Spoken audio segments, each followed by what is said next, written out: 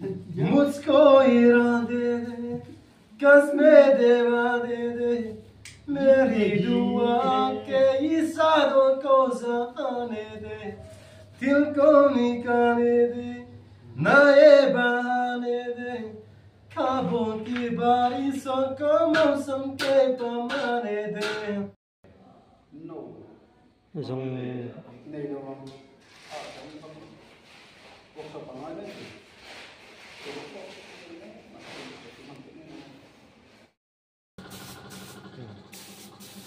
นี่จันละมาอินเคล่าอินเคล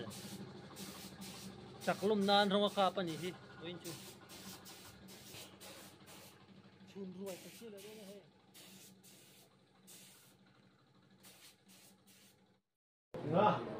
โซ่มาเบอร์สุริยาคันร็อกสตาร์เบอร์เจทีฉันชอบดูคุยเมื่อที่ใช้ยังไงวันบาลี9612คุณเอาไปเห็นให้กันจะตัดเชือกดันนะโดยรันเลยตุ้มขาเนี่ยโดยรันเลยตุ้มโดยเลยขาเจงปังอากันอมเสียเจงจะเสียงตัวนะจวนจูอายะจีปังอารันเลยเจงส่งอาตุ้มเราพกเด็กค่ะอะไรบ้างตุ้มตั้งแต่ว่าเราโดนยึดโลเอ็มโทรมาสิละมินติเดรังเงี้ยนี่อามาเฮียนี่อินเรนตุกว่ากันนี่มามปุยารุมปีเจ๊ค่ะกันปิงดังโดนอันนี้เราคู่เดียวเล็กทีนะที่บุกน่าเฟลฟังเฮียกันเด็กละมารู้ว่าเรากันคู่เรากันเพจทีนะจู่กันปินดันสักตัวฟันนี่เชมเริงบ็อกเซียไลฟ์เบลบอร์ฮีเทอราปีที่นั่งฟิจิโอเทอราปีที่น่าสูจะเปิดคุณคมสักรูปที่ไฟลานินถ้าทางนั้นโหลดโน้ตไฟสิบอ่ะไอ้อาบ่วยแล้วมาที่ได้ต้อง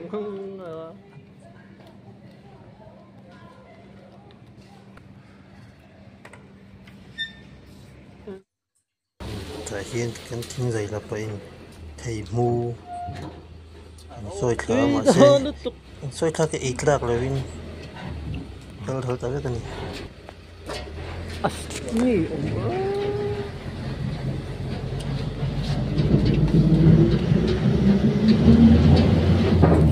ว้า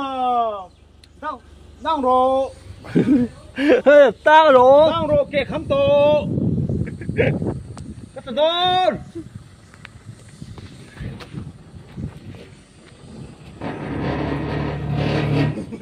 จิงคงไม่อักฝ่ายหรือว่าโตเรื่องของตัวบอลโลเป็นงั้นนี่ที่มูกันซอยขาดนี่สิปุ่นไล่เลยพี่ชมก็เห็นลอนดอนอ่ะนี่กูนี่อ่ะนี่บุกทักครบไหม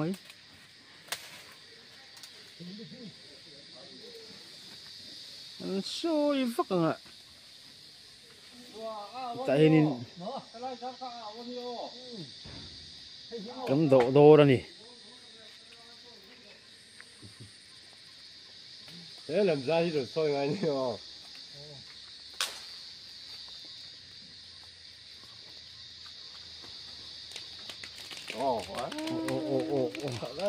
แต่ว่าโซโล่ว่าปัจจุบันสิลปุ่นโซโล่ปัจจุบันแต่ว่าปัจจุบันแล้วนี่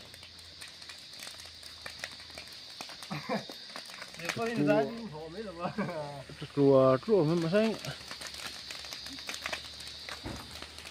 อัตราที่เห็นมันแดงไม่ยังตีโลนี่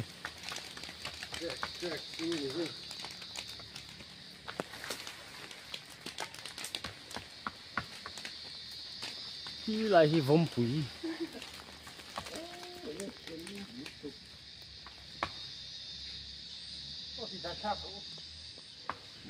Ê, hết lại thì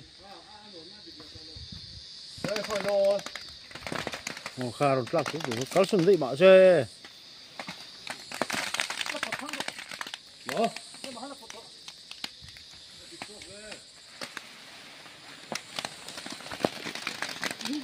Thế về hơi là ngay hả?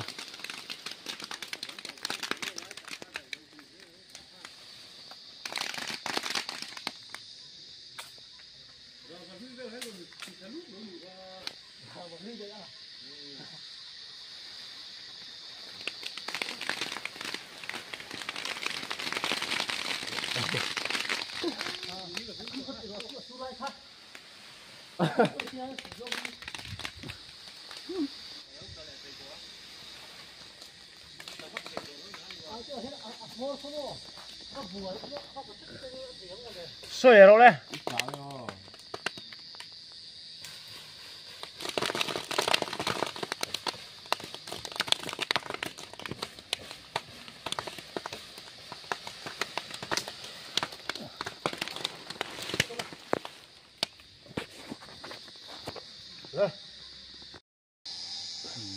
Một có rồi mình cho nó có Nhìn cũng bụng ha thì ha.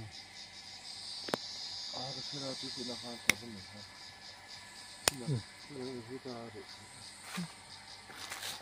nhưng tụi nó toàn quá đấy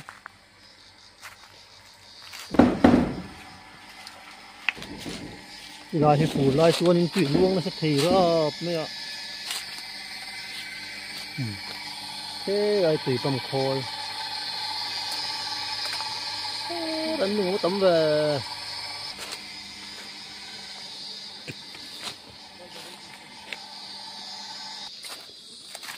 thì tùy cứ nó căng trận đấu nào cũng trước mà ha lại màu hay gì cái đó gì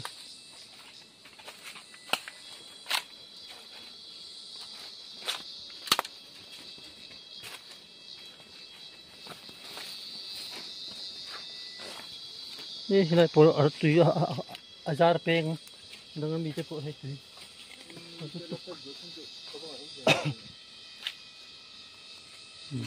เย็นตุยไปปะใช่ป่ะนู้นผันไล่จบชิ้นไล่ชนมั้ง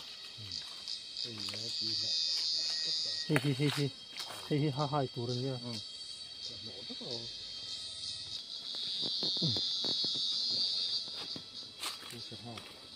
ไก่กวางหรอ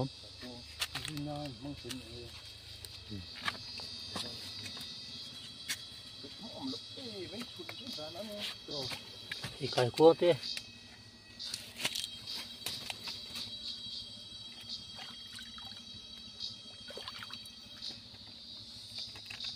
นี่อันนู้นมีหัวอะไรอันที่นี่อันหัวละ10ไหมสั่งตักซุปแล้ววะให้ได้ช่วงอิงดูฮิตต้องมันที่ไก่กวางเฮ้ไก่กวาง Xin chiêu khoan này.เดี๋ยวมันเป็ดจุ้งเลย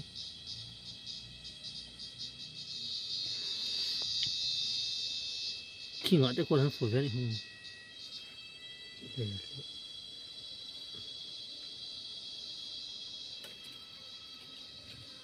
ต้นสังเห็นยังเห็นป่ะวันที่เจนได้นะถ้าที่ยังมาเลยงาฝักกันอมเบี้ยงอ่ะแต่ช่าง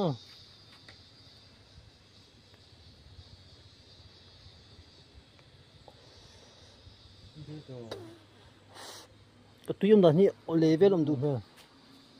Ôi mấy ông Phong chẳng để có đống đắt cục cả kia là hiển tuy đấy còn tuy sao bốc xe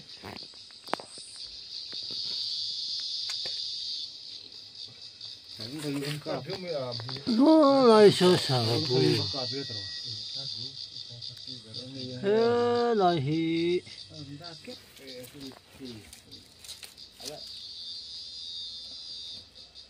phân này mấy này ha Để khác nên lúc thằng kia nấu cha về kia nó ngủ. Cha thì nó nấu. lên lên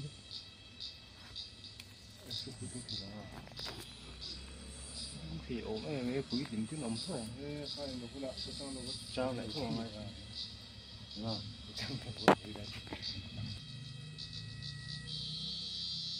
Nghĩ không bằng thiên nhiên không đấy. Ôi, đi bộ kinh rồi mình đi lại para mình. Mình bắt đầu trồng sữa. Ý là cái đồng bọn tôi thì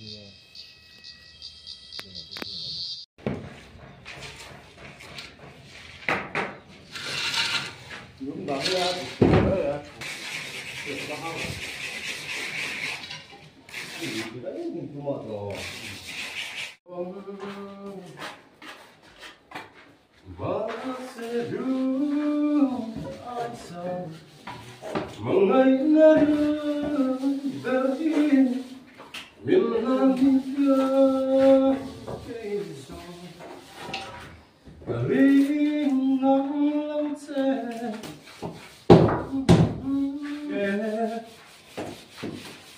đàn phong cái thiêm đó nè lên ngô sa lên sông ria lên đau đau trong nhà ôm lên yêu về trong ngô sớm mơ sớm ra ai mà sao cho anh chịu cái mồ ha bắt được cái mi sa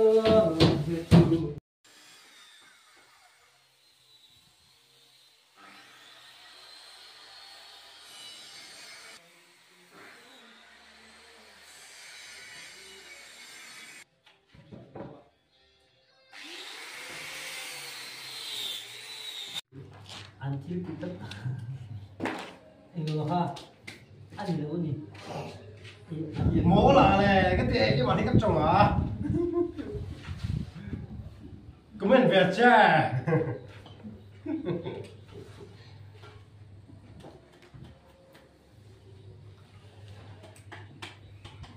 alo rồi đây đây đúng rồi nó có chim gì quá ha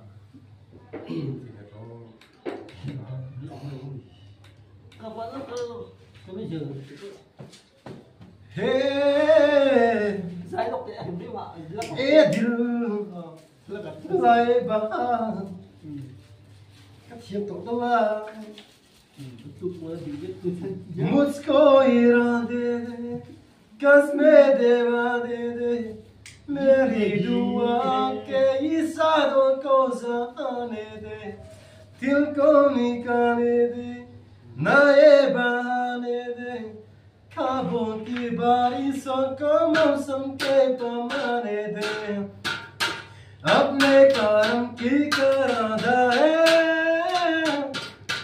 कर्म में इधर भी तू निगाहें सुन रहा है रो रहा हूँ मैं सुन रहा है किन रो रहा Chết thì kiếm thêm cả mà các cái cậu nó thì về chắc là không được không chịu cái mua tổ thì biết đâu có nằm hơn bị tùy trộm đấy tại chi phí sân chỉ rồi sân chỉ rồi hẳn lúc đi sẽ là hẳn lúc sắp 생각 너무 많더라. thì nó là thế xem cái mì rong cái đi nó mà đi vậy cái mì cái món số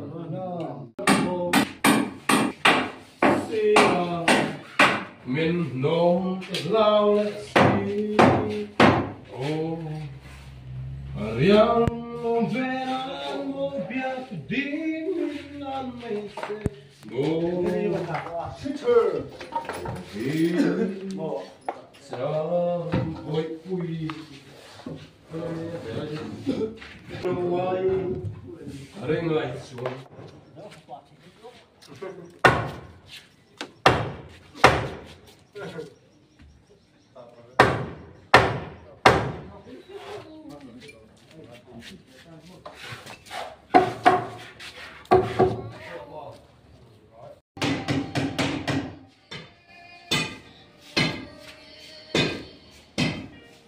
cần bao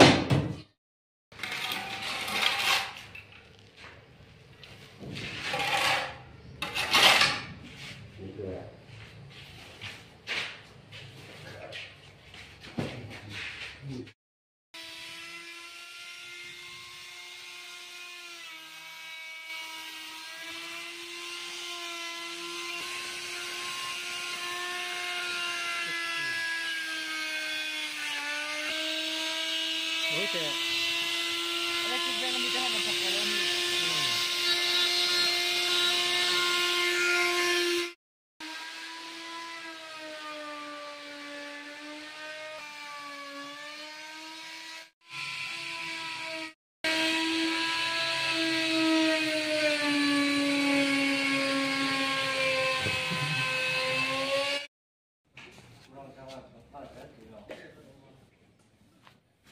mỗi tổ nó tục có sinh tiêu cũ à bữa xí giờ đến thấy thốt đúng không anh diệt thử thế cái này